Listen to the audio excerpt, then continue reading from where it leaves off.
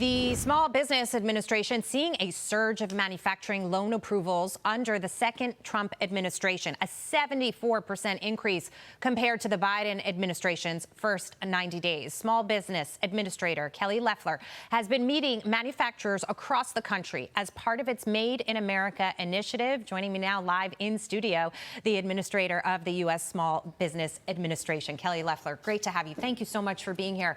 Thank you, Jackie. Talk to me a little bit about the president's policies.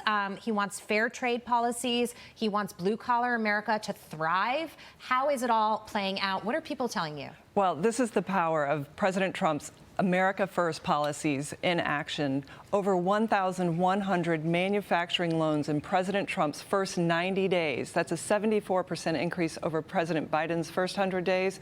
It speaks to the power of capital flowing into Made in America manufacturing. That's why we're out on this roadshow talking to hundreds of manufacturers across the country. And they're telling me they could not be more excited to have a level playing field. They're putting their money where their mouth is. Yeah. They're hiring and investing, and we're seeing it every single day. I was just in Long Island yesterday talking to a number of manufacturers. We've been in the heartland. We've been out west. It's happening everywhere. And small business is the backbone of the U.S. economy, and it's really speaks to who we are as a nation, small business owners. The SBA is going to eliminate some packages of Biden-era policies. They dramatically reduced underwriting standards on within the 7A loan program. It provides government-backed capital through private lenders for qualified small businesses unable to borrow elsewhere. When it comes to starting a small business, funding is always the biggest hurdle. So this will be a tremendous help. Absolutely. Capital is the lifeblood of businesses, especially small businesses that need that much needed capital access. The Biden administration attempted to turn it into a government handout, robbing small businesses, deserving small businesses across main streets in America of needed capital. We give about 1,200 loans a week. Wow. That means, think about the impact on small business and hiring. We've seen that powerful trend of hiring in the jobs report. So we've restored those standards, those underwriting standards, like any bank would. I come from the private sector. This would never be allowed to happen, to lower the underwriting standards. We've restored them. Frankly, our lender partners are very happy. Yeah. And for the first time in 13 years, the Biden administration drove this program into negative cash flow to the tune of $360 million. We're getting that money back for taxpayers, as well as charging the fees that they'd waived to the tune of $400 million. So in the first 90 days, we've already had a tremendous impact in restoring capital for small businesses, which includes 99% of all manufacturers, too. Yeah, if he wanted to help the manufacturers like he said he did, Joe Biden, he would have focused on a lot different policy strategy, let's just put it that way. When it comes to lending rates, that's really important too. And President Trump is, he's implementing the tariffs. He wants to level the playing field, but he's also watching interest rates in the markets very closely. I know that he does that. And we're looking at mortgage rates that are high, but it also comes to your auto loan or your small business loan. What is the environment for lending and rates right now for some of these owners that are looking to start something?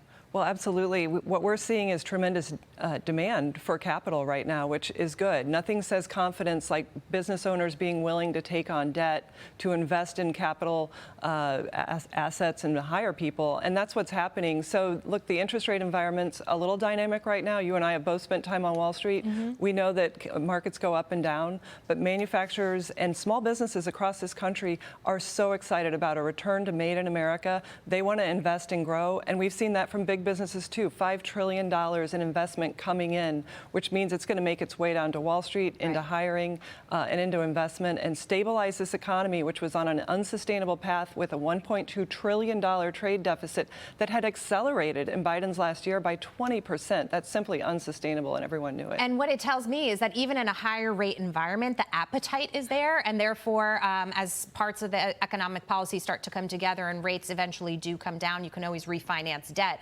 It's that willingness to put yourself out there and to try something new. And whether we're talking about AI or whether we're talking about small business or whether we're talking about crypto, these are all things President Trump supports. And people feel that. They know when he's got your back. And so they're willing to take that risk. Absolutely. And it's not just one thing. Everyone wants fair trade policy.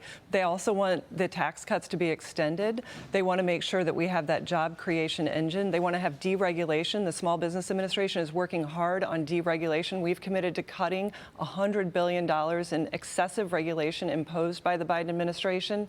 That disproportionately affects small businesses and manufacturers. We're well on track to doing that because we can work across the entire federal government. And so those are things that are abusive. I mean, we've talked about other abusive things this morning here, using the loan programs as political handouts. So we're working hard on waste, fraud, and abuse across the federal government. Yeah, and that's really important. Meantime, a group of 5 small businesses suing the Trump administration over tariffs. They are arguing that the tariffs are illegal under the International Emergency Economic Powers Act. If tariffs are implemented at the original level that was suspected, which they most likely won't be, I could see how small businesses would say, you're going to hurt me. But at the end of the day, if tariffs end up being a negotiation strategy to get these countries to come to the table, and President Trump then negotiates them down and gets us better terms, then this lawsuit would be moot, right? That's right, Jackie. 75 countries at the table at least already. But what I'm hearing from small businesses is they want that level playing field. They know that this is a short-term situation that is going to be replaced by a much brighter long-term. Whether I've been in small businesses that are hardware stores or small manufacturers, they are excited about Made in America. They understand the emergency we were under because we no longer made our own chips, our defense products, medical devices, things like that that are life or death, that we need to make sure we're investing in all of that. And that's what's happening right here in New York and across this country. And what I'm excited to see is the energy behind it. We're working to bring the skilled workforce to bear because there's so many needs in manufacturing. Manufacturing has really become an extension of technology. We need more of that in this country. And it's really exciting. When you think about manufacturing, I think people think big, huge factories and big Fortune 500 companies for medical devices, for example. But that can be done on a smaller scale. When you're out in the country, what are people most interested in with respect to investing in and starting these businesses? Because it seems like what you're saying is that they are very aligned with the president's goals in making some of these things that we need. They don't have to be done by the huge manufacturers. Oh, they're absolutely aligned. And they see the opportunity firsthand. They know they're getting the orders, they're getting the inbounds. They're seeing supply chains shift in real time. So President Trump's trade strategy is already working to make it fair and accessible on American land. And that's what, we see: automation, robotics. We should be able to make our own drones, our own chips, and not just stop at chips, but be able to have the post-production manufacturing after we produce the chip. What do you put the chip in? We build cars, phones, other electronics that we should be able to build here and not ship those chips overseas to have the production finished. That's a huge boom for America. A huge part of small business and investment and growth and opportunity and overall success hinges on taxes. So when you look at the president's tax strategy, his 2017 tax cuts, which we hopefully will see extended, if not made permanent, those were a huge boon to small business because that's a pass-through rate that goes right down to the business as well. Talk to me a little bit about a big, beautiful bill, how important it is for these businesses to make sure that they have that. Well, it's critically important, and I hope and believe Congress will support President Trump's wish to get that done quickly. I think that would be tremendous for small businesses and investment across this country. It's not just the 20% pass-through, it's expensing, 100% expensing that he talked about back to January 20th. Talk about making investment great in America again. Getting that accelerant into the market will be huge, and it provides a lot of certainty. So not everyone's impacted by tariffs, but everyone's impacted by taxes. So that's one of our other efforts, is to make sure that we're advocating for small business in that regard. Right.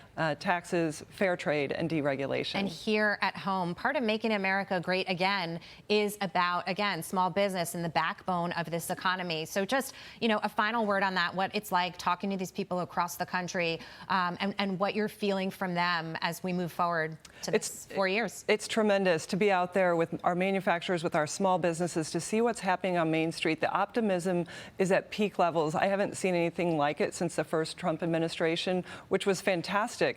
We reached new heights economically and on a world stage. We're heading there again. People know that. That's why they're investing. Yeah. And so there's nothing better than getting out of Washington and being on our main streets and in our manufacturing, our small towns, our communities that were overlooked for the last 4 years. America's coming back. That's awesome. Kelly Loeffler, thank you so much. Jackie. Great to see you today. Likewise.